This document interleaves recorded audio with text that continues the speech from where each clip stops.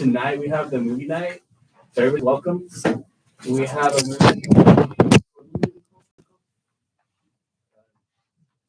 The black phone. The black phone? Yes. Okay, yeah, the black phone. So that's tonight at 6. It's gonna be here. So we're gonna have some snacks. So you're more than welcome to come. If you want to bring your friends, you can. So that's going on tonight. And then also we just want to remind everybody that we have pre-registration starts on November 8th. That's a Friday.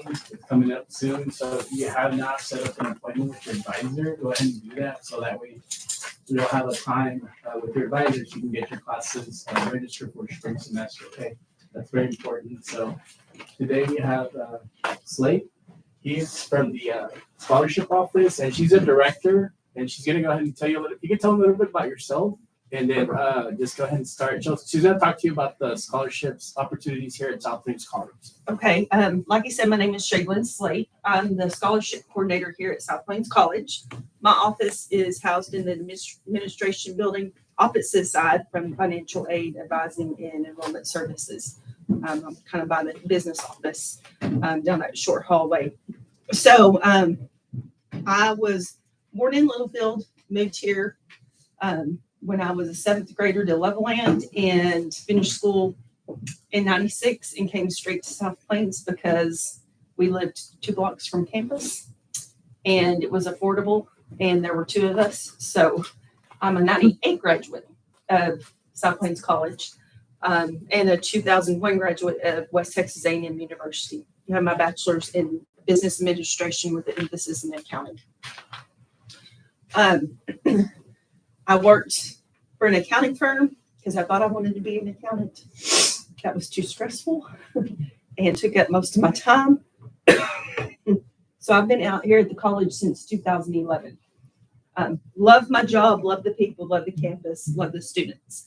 I amaze my family when we go out and whatnot because usually I'll see somebody I know. And it's probably a student. They're like, how do you know them? One of my students. They're like, oh, okay. So if I see you around and say hi, don't be scared. I just recognize your face. I might not remember your name, but I will sure remember your face. So the scholarships, like I was telling you, a kid from Tohoka has his whole school paid for because he took the time, and he had his mom also searching opportunities.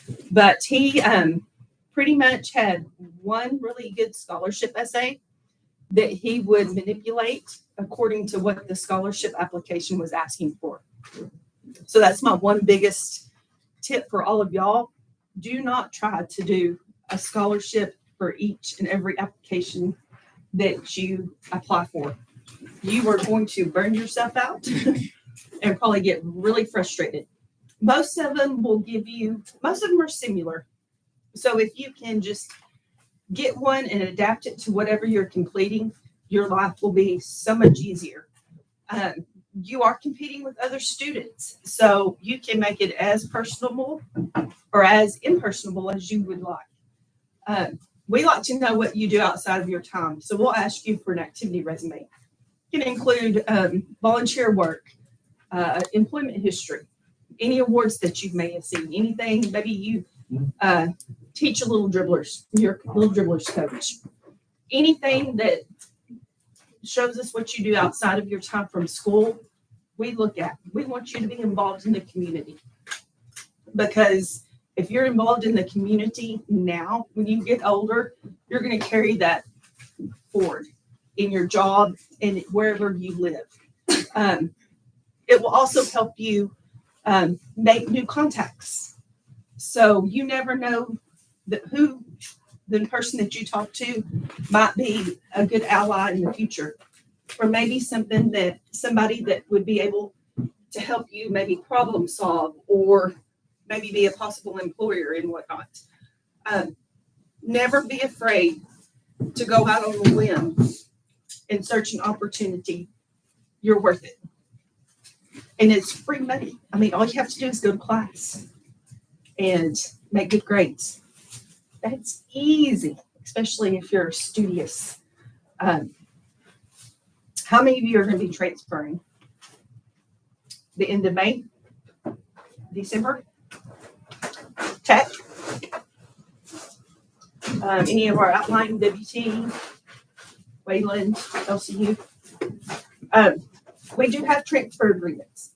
Get with the transfer counselor or print out the form on the .edu page to see what classes were transferred. You will also need to look at their scholarship information. Tech has a really good scholarship for students that transfer with a certain number of hours in GPA that's automatic. So when you apply for admission there, they're going to look at your GPK and all that. The admission advisor will. They're going to go ahead and apply that scholarship if you indicated that you would like to receive it. I think it's up to $5,000 a semester. Am I right? Yeah, for Texas Tech has 5,000 or 4,000 and the 3,000. Okay, 4 and 3.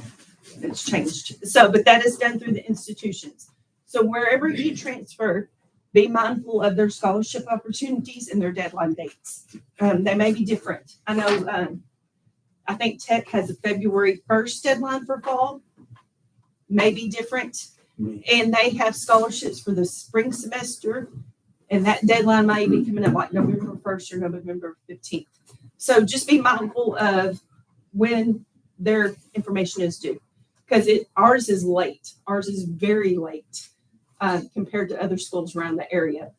So I don't know if that's an advantage or a disadvantage, but it's kind of stressful on the student and me because they're needing their awards for graduation ceremonies and whatnot for incoming freshmen. But our good thing is all of our stuff is online.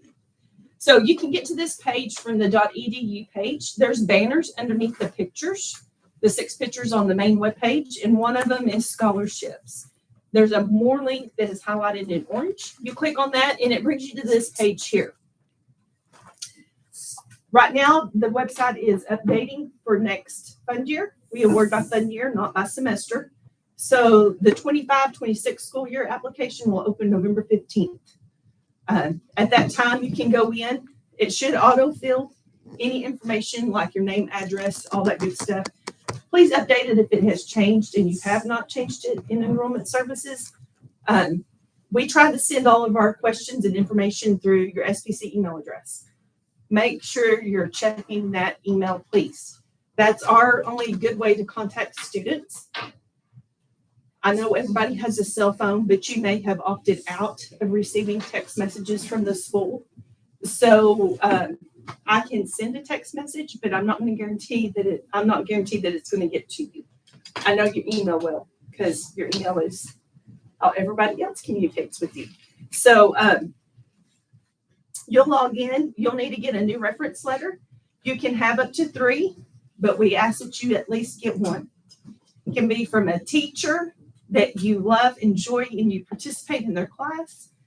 Please just don't go up to a teacher and just ask them, especially if you're missing class or not completing assignments and being studious, because it may not be a very good letter of recommendation. They do not have to give those to you. So if you email a professor to do that through the application, they send that directly to me. You will never know what it says. So be mindful of who you ask. It can also be an advisor. It can be an employer, just somebody other than your immediate family. We want to know what your character is from somebody other than your family members. So remember, you need at least 1. We have the activity resume, which I've already kind of clued y'all in on that. Yours are going to be second-year students, so you can leave your high school information on. It's probably not really going to help, especially if the reviewer that looks at your application is somebody that reviewed it last year. So if you want to get rid of some of that information, that's great. Start putting what you've done in here with the Star Center. I know y'all probably have done volunteer work. You're probably going to be working with the carnival, yes, fall festival next week. You may be a member of the basketball squad through Student Life, this PEP squad. I don't know what they call them. That's what we're looking for from our second-year students. If you tutor through the college tutoring center, put that on there. That's a great activity for you to put on your application.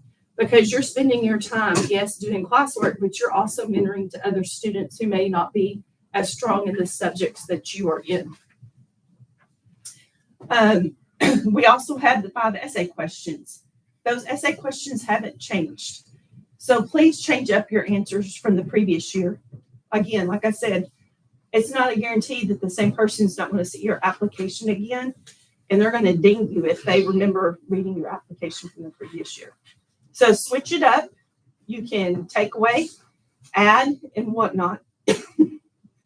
Excuse me. And those essay questions are short answer. We have a word limit on them. So try to be as specific and as detailed as you can with the amount of word space you have. If you feel like it's too short of a space or not enough, email me. I can up that word limit if I need to. It's just a suggestion. But we do ask that you answer all questions. I think the last question is, do you have anything else that you would like for us to know about you? You got to answer it. Because if you don't, just put NA if you don't have anything. It has to have something in there, because if you don't, it's not ever going to submit. We have other questions that are required to be answered. They're noted with an asterisk. So if you see a question that has an asterisk beside it, it's a question that you need to answer, because if you don't, it's not going to submit your application. With the application being opened in November, you have until March 1st of 2025 to get that completed before it goes to the committee for review. I would say if you start it, get it finished. If you start it and then quit, more than likely you're going to miss the deadline because you didn't complete it. I'll send reminders and whatnot, like a week or 2 weeks before, but I'd hate for you to start the application and not finish it. You also need to type your name as your signature and date it. When you go in, if you want to just go ahead and put March 1st, 2025 in the date, do it. Or go ahead and fill out that information. That'll be one less thing you have to do. And you know it's something that's going to be required. So go ahead and do that. We also have a question on there that asks if you're related to any region. How many of y'all know who the Board of Regents are on campus, or have you heard of them? The Board of Regents are outside people or people from the community that are on the board for the college that makes every decision that goes through, whether it affects a student or a faculty member.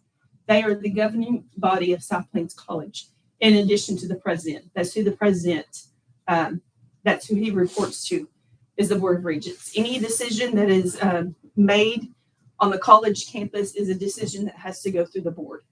So we have to ask by law if you're related to any of the regions. More than likely, you are not related to a region. That's another easy question that you can go ahead and answer. But again, it's required. But if you are related to a region, it doesn't mean that you're out of the loop for any of the scholarships. We just have to be mindful of which ones you receive and how which ones you do not receive. They're changing up a little bit. In our criteria, we have always had that you've had to be at least a U.S. citizen or a permanent resident. We're aware that that really doesn't qualify for some of our students. So we're trying to kind of back away from that requirement. Most of our requirements are going to be that you're enrolled full-time as a full-time student, 12 hours, and that you maintain at least a GPA of 2.0 or 2.5 or higher. So those are normally going to be the requirements for all of the scholarships that are general. We do have department scholarships that are given out by the faculty of the majors on campus. So if you're nursing, pre-nursing, if you're engineering or math, those departments can choose their recipients from the application pool in Academic Works. We ask that you at least complete the general application also for those opportunities. So if you do not make the deadline, we will reopen it or extend it for those that did not meet the March 1st deadline after the committee has reviewed. So it'll probably be the end of April 1st to May. It'll reopen, and then you can go ahead and finish or start the application if you do miss that date. The departments usually we like for them to go ahead and give us their recipients before school starts. However, some of them wait until after. So if you miss the general scholarship deadline, you still have a chance with a department award. You can also get more than one scholarship. So if you have a general scholarship, you still may get a department award. But if you do get a department, they're looking for somebody that participates in the class, that has good grades, and that is active in their lectures and whatnot. So be present in your classes and ask questions. When it comes time for opportunities for them to award, the more they hear your voice and see that you're participating, the better your chances are that they're going to say, oh, that scholarship person is perfect for this person. This is who I want it to go to. You'll get that award notification through the portal, the scholarship portal, through your SPC email address that'll say, hey, you've been chosen for this. Other things that might come in addition to you receiving scholarships, if you get a scholarship that's on behalf or in memory of an individual, we ask that you write a thank you note. We do have some with foundations that we ask for thank you notes. However, you'll get instructions for those in November of the next year. So in November 2025, when they start sending out notifications in October for the banquet, after the banquet, I'm going to be sending out the email for thank you notes. We'll go ahead and ask you that you get those in before winter break so we can get those mailed out. But we will also give you a format to follow. And you have the Writing Center. You have a perfect place to get help in any writing assignment that you have. We especially have one donor that was previously an English teacher. He gets his red pen out and he reads every thank you note he receives and he grades it. He marks it up.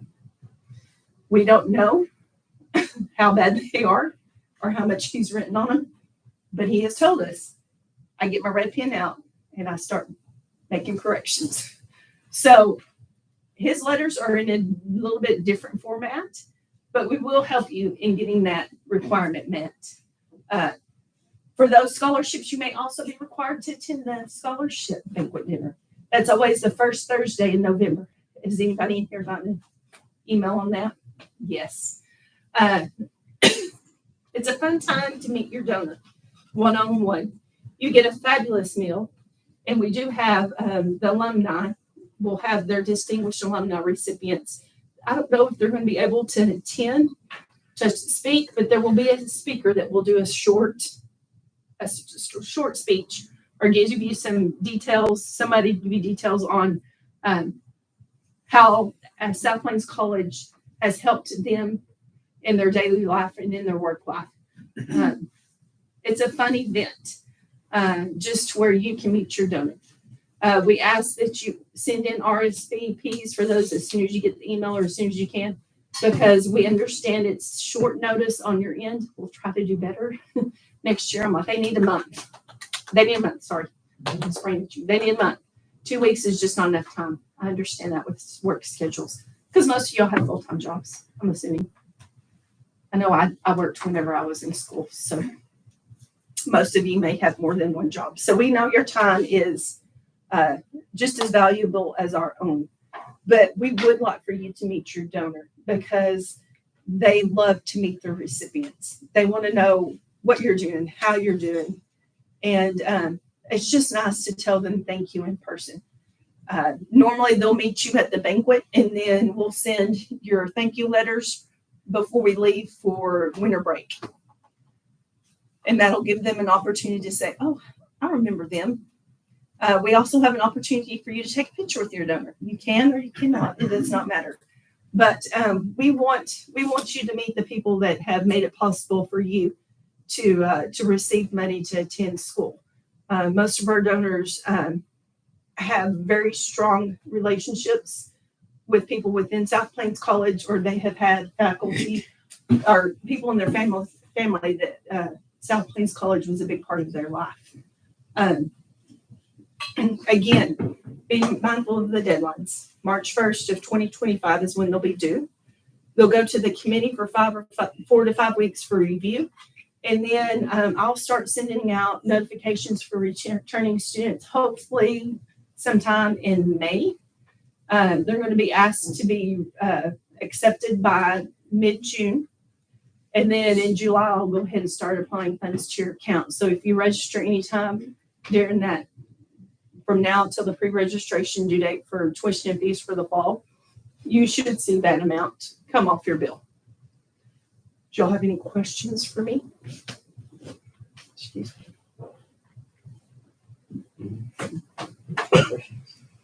Oh, for the recommendations, do you have to get a new one each year?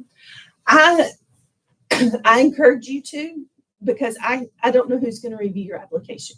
Your application gets reviewed by 3 different scholarship committee members. I do not choose who views who. That's done through the scholarship portal. So I can't guarantee that the person that's reviewing your application didn't review it last year. Also, you may have the date on that recommendation letter. So if you have the date on that recommendation letter, they're going to see if it's outdated. I just encourage you to do it. Hopefully, since you've been here a year on campus, or at least a semester, or you'll be through at least a semester, you have somebody that you can go to that would be willing to write about your character, especially if you're excelling in their classes. Like I said, you need at least one. You don't have to have 3. Some people like to have 3, but you need at least one. And it can be from anybody, just not your family members, immediate family members. Good family friends. That would work also. Good question. Anybody else? Any other questions about scholarships? Do y'all have anybody in your family that's going to be graduating high school? They do not have to take the ACT or SAT if they don't want to, since we're open admissions. However, encourage them to do so if they will pay, if the school pays for it, the high school that they attend will pay for it. They can get extra points on their review just by at least attempting to take those tests. But they don't have to do it. Do you apply to the scholarships like each semester? It's Or only for done, 1 year? it's just for 1 year. We do applications 1 time a year. We award 1 time a year. So I've actually awarded for fall and spring at the beginning of the fall semester, because our scholarship awards are divided by two semesters. Most of them are. So the money that I re-award for the spring semester is money that either the students did not meet the requirements in the fall, and I get to re-award it, or they transferred without getting their associates or certificate. So I'll be re-awarding scholarship money once school starts, probably the first 2 to 4 weeks, off applications that have been completed on for the new fund year. We don't do summer scholarship awards, so just keep that in mind. If you do get money refunded back to you for this spring, and you're able to put it away for a summer class, that would be great, because more than likely I'm not going to be able to help you. If you work, I know Chick-fil-A has a good scholarship. If you work at Chick-fil-A, they've got scholarship money. They have a scholarship of their own. So seek out opportunities from your employers too. They may have scholarship funds. You're not going to know unless you ask. But I'm sure if you work at Walmart, I'm sure Walmart has one. But I do know Chick-fil-A has one, because that's a very popular scholarship that comes through my office that's third party.